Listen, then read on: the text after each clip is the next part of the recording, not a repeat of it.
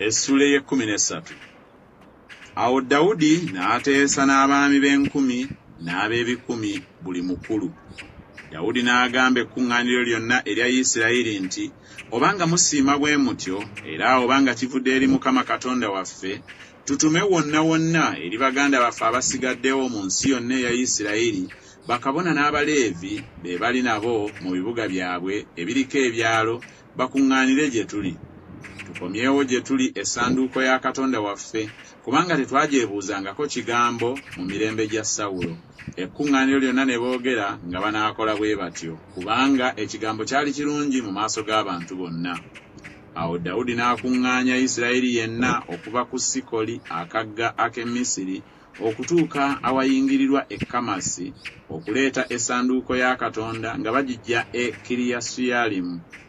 Dawudi n'ayambuka ne Isirayiri yenna ebbaala ye Kiriyasuyalimu ekya Yuda okukimayo essanduuko ya Katonda.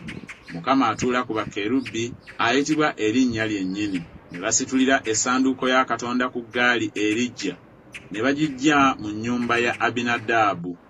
Uzza ne Akiyo ne bagoba eggaali.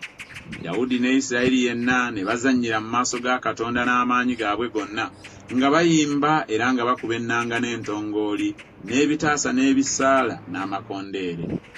Awo bwe baatuuka mu gguuliro lya Kidoni, Uzza n'agolola omukono gwe okukwata essanduuko, kubanga ente zeesittadde.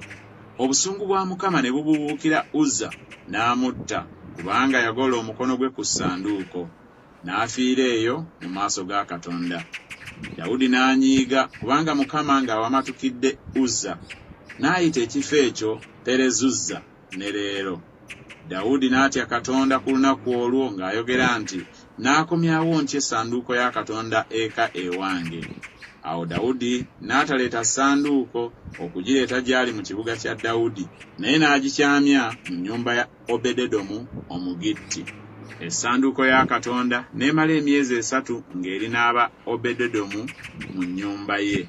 Mukama n'awa omukisa ennyumba ya Obededomu ne byonna bye yalina.